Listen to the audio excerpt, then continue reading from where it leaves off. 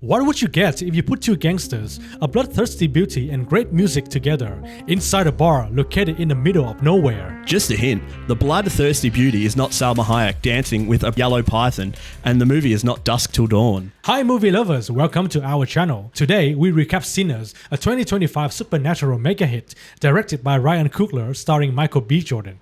If you like the video, don't forget to like and subscribe. Or you might not get invited back in. You gonna let me in?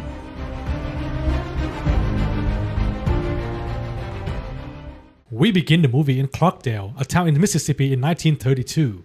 A young man named Sammy pulls in front of a church, massive scars on his face and a broken guitar neck. He bursts through the door. Talk about a big entrance. It looks like he just came back from the Melbourne Cup. A pastor, Jedediah, Sammy's father, sees the state he's in, believes that all the pain Sammy is in is caused by music. Classic parents, blame it on the music.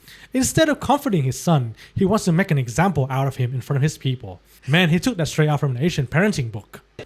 Emotional damage! He tried to persuade Sammy to leave music and turn to God as he believes music brings evil. Because religion's never been evil before. Before we learn what Sammy decides to do, we go back in time to just a day before, Time to jump into TARDIS, Darren. where we are introduced to the identical twins Smoke and Stack, portrayed by Michael B. Jordan. And Michael A. Jordan. After World War I, they took their talents to the windy city of Chicago and worked for a small family's business called the Chicago Outfit. Have you heard of their leaders, Al Capone and Johnny Torino? After a few years, they decided to head for early retirement using the money they withdrew from the business. Obviously, mobsters don't have supers. They don't live past 30. With the newfound capital, they decided to come back to Clarkdale, purchase a sawmill from a super open-minded landowner, Hawkwood, to open their own business, a nightclub, or as they call it, a juke joint. What could possibly go wrong? No foreboding here.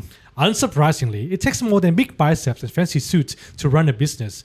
The twins go into town to recruit some talents. Is this Mississippi I Got Talent? They stop by to pick up Sammy, their cousin, the boy we saw in the beginning of the movie, with an intact guitar. Before they left together, Sammy's father gave him a warning about the evil blues music can bring. Dun dun dun. They stopped by a hidden carriage where they store their liquor, cleaned up a worm, split up and went in two different directions. Boy, they'd love Australia. Stack and Sammy goes into town. On the way, Sammy gives Stack a little taste of what he can do with the guitar. Damn, that guitar needs a cigarette after that one. Stack was unimpressed, to say the least. They stopped by a local shop run by a Chinese couple, Grace and Bo Chow, and asked them to be the suppliers for their juke joint. After a bargaining war, the couple agreed. Who would have thought flowers would have closed the deal? Their business meeting got disrupted by a car horn, an alert to let Stack know that someone is trying to rob his truck. Stack goes out and starts shooting.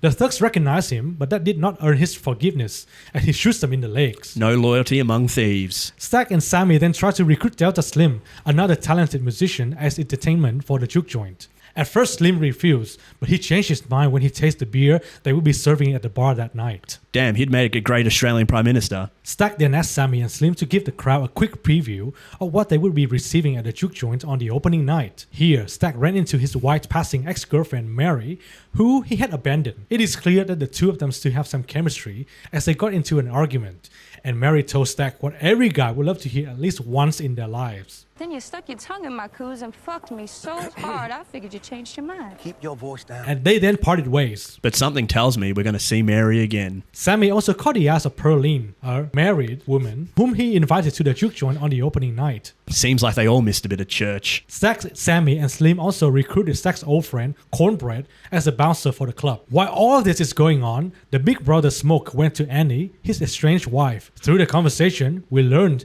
that they had a dead infant daughter. After a bit of convincing and hoodoo magic, Annie agrees to handle the back of house of the juke joint, while Smoke, well, he handles her at the back of her house. Damn, Darren. Well, this is a classic example of how you did not contribute to the group project but still get the A. Meanwhile, an Irishman named Ramick was running away from Choctaw vampire hunters. Classic Monday. He bangs on the door of a married KKK couples and uses gold to trick them into inviting him inside. In return, he asks them nicely to join his exclusive club. I don't know about you guys, but I think it's a killer smile that did the trick. Bloody vampires. That night was also the opening night for the juke joint. Things seemed to go smoothly. After a sensational performance, Slim asked Sammy to perform. As soon as Sammy starts playing, his music both captivates and liberates the audience. It seems to burn down all the restraints, makes people feel free. The music seems to even summon the spirits from different eras to join the party. I don't think Simon Cowell would have liked that. Really? Nah, he wouldn't have known that even if it bit him on the neck. Hideous. But things quickly took a turn for the worse as the twins realized that most of their patrons, workers from various plantations, use company scrip, plantation money to trade.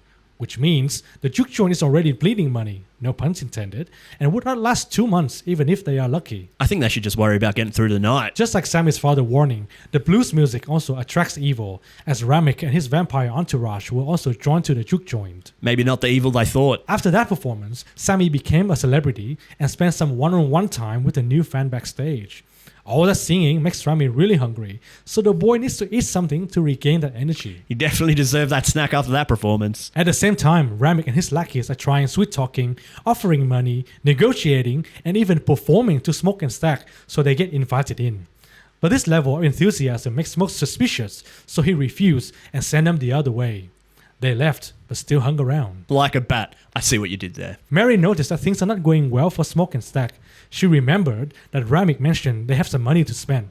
So she told Stack that she would go out, suss out if they actually have money to help the guys out. I'm sure nothing will go wrong. Needless to say, when Ramek sees Mary all by herself, he gave her the same look I gave a kebab after a night of heavy drinking. Ramek converted Mary into his club after turning into Superman. Man, where's Van Helsing and Hawkeye when you need them? Mary then came back, tricked Cornbread into letting her in and seduced Stack. Meanwhile, Smoke is trying to sort out some commotion caused by some drunk gamblers. He asked Sammy to go find Stack, and I must say, Slim did Sammy dirty here when he lets him open the door while Stack and Mary were doing the dirt. Hey, after all that recruiting, man, Stack deserves some action. Smoke got pissed when Sammy told him what happened, so he went and got Stack himself. As he opens the door, he saw Mary sucking Stack. Not the good kind. Smoke emptied his guns into Mary, but that seemed to do nothing. Mary ran out while laughing and said that they would be back to kill them all. Damn, it isn't a great party till someone starts shooting somebody. Hey, you sound like Diddy. Not enough baby oil. Understandably, Smoke has to close the joint early and kick everybody out. But all the patrons and Bo Chow were ambushed by Ramek and his gang to turn them into his bloody cult followers. See what happens when you try to do the right thing? It was now, and he suspects that they are dealing with some evil forces. Really? You haven't noticed? And tries to convince Smoke to bring Stack body outside, to which he refused. Fortunately, Annie locked Stack inside the room and asked Sammy to stand guard. Suddenly, Cornbread came back from his 2-hour bathroom break from hell and tried to break in, but his suspicious behaviors could not get past Annie and Smoke, so they refused to let him in. His watch has ended. My watch is ended. In a cunning attempt, he asked Smoke to pay him for the night's work, and while he was giving him the money, Cornbread tried to bite him but was shot in the mouth. Pays the iron price. Getting back inside, then suddenly he is Stack talking from the inside the room. It is clear he is no longer alive.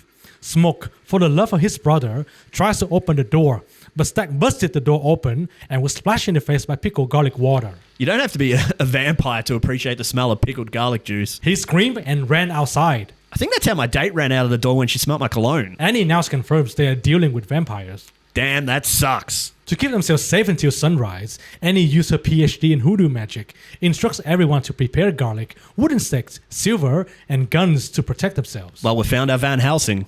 Annie makes Smoke promise that if she's turned into a vampire, Smoke must kill her so that her spirit is free and she could join their dead daughter. Some more foreboding. They discover a body, scared that it would turn into a vampire inside. Smoke and Sammy took it outside.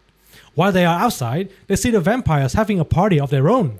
I must say, this number might be my favourite musical. Dancing with the Devil in the Pale Moonlight. You ever danced with the devil in the pale moonlight? We can now confirm that all the patrons have now become vampires, except for those inside. The gang is outnumbered and outgunned. This is why I don't like going out. Inside, the gang took turn eating raw garlic to make sure none of them has been bitten. Annie and Smoke found out that the body that they took outside earlier was not dead. Well, not for long anyway. That's why, kids, you never get drunk at a vampire party. Grace saw her husband Bo, who asked her to join him in the car, while Cornbread was jumping on the patron's neck. Ramek joins Bo as they try to get invited in. Ramek threatens that if they don't let them in, they will stop by the grocery store and kill Grace's daughter, Lisa, which sent Grace into a frenzy. Ramek also reveals that Hawkwood is actually the head of the KKK and he would come in the morning to kill everyone. So they're better off dead now and live forever. As a final nail on the coffin, Vampire Stack tries to convince Smoke to join him, which almost works. Never deal with the devil. The gang is now shaken to their cores, turning against one another while the vampires singing their code song outside to drive our heroes crazy. Everyone except for Grace, who is all fired up and determined to stop these vampires before they kill her daughter. Consumed by fear and pain, Grace yelled to let the vampires in. That's one way to get the party started. Let's get it started. As the vampires enter, Grace throws a Molotov cocktail at Ramek, which he easily parries, and then all hell broke loose. I know vodka is meant to burn, but damn. Grace stabbed Bo in the chest, and both of them burned in the fire. Gunshots, wooden stakes to the hearts, the gang fought back bravely, but the vampires easily overpowered them and turned them into vampires, one after another. Game over. While telling Smoke that all the vampires feel Ramek's pain, Annie got bit by Stack. Annie asked Smoke to kill her as he promised, so he swallowed his pain and pierced her heart. Heartbroken by what they saw, Stack asked Mary to run away from the mill house. Run, Mary, run! Slim sacrificed himself so that what's left of the gang could run upstairs to escape, but they got ambushed by Ramek and Stack. His final performance. While trying to save Rami, Perlin got bit by Ramek. Smoke stayed behind to stop Ramek and Stack, screaming to tell Sammy to keep running and wait for the sunrise. Bringing his guitar along, Sammy tries to outrun hell, but since Ramek can fly, he easily caught up with Sammy. Is that Jared Leto? Morbius? Instead of biting Sammy right away, Ramek grabs him on the shoulder and scratches him across the face. Must be savoring his favorite meal. This is why Mum says never to play with your food. Meanwhile, Stack and Smoke are having a fight to the death. Thanks to Annie's voodoo stone, Stack could not buy Smoke and was defeated. That's one way to end a relationship. Meanwhile, Sammy distracts Ramek with a verse from the Bible and uses the most effective weapon against any antagonist. Get them to monologue. Gotta have his Hans Gruber moment. Sammy then smashes his guitar on Ramek's head, cutting the silver resonator into his skull. But that was not enough to stop Ramek. Rock music is not strong enough to kill vampires. Smoke got there just in time to pierce Ramek's heart with a wooden stake. Right then, the sun rises and burns all the vampires. At least they didn't sparkle. Edward would have survived that. After that crazy night, Smoke told Sammy to go home, and he would stay to welcome the KKK. Time to turn on the kill count. The final segment of the movie turns into Rambo when one-man army Smoke destroyed the KKK goons. The only difference is, Smoke is no longer protected by plot armor, so he is fatally shot. After shooting Hawkwood, he saw a vision of Annie and their daughter before passing away. Hey Sly, he's ready for the Expendables. We catch up with Sammy, just like how we saw him at the beginning of the movie. He now has to choose to whether keep playing his blues music. To play or not to play. We fast forward to 60 years later in Chicago, an older Sammy with the same scars playing blues with his band. He's made his choice. In the final credits, at the end of the performance, Sammy is visited by Mary and Stack, who are unaged. Stack revealed that Smoke spared his life to make sure he looks over Sammy throughout his life. Stack realizes that Sammy does not have much time left and offers to turn him into a vampire so that he can live and keep playing forever. Some strange guardian angels. To which Sammy refuses, and he performs for them one last time. Before Stack and Mary left, Sammy told them, despite the hell they went through that night, before the sunset, it was the best day of his life. Damn, what has he been doing for the last 48 years? Stack agrees since it was the last time he sees his brother and the sunrise, and he said just for a few hours they were free. We end the movie on a young Sammy sitting at the back of a car, leaving the plantation, with a broken guitar neck and his decision to keep on playing music. The end. Did you like the movie? Let us know in the comments. Like the video, subscribe, hit the bell. Don't be afraid to invite us back to our next party. We'll be gone by sunrise.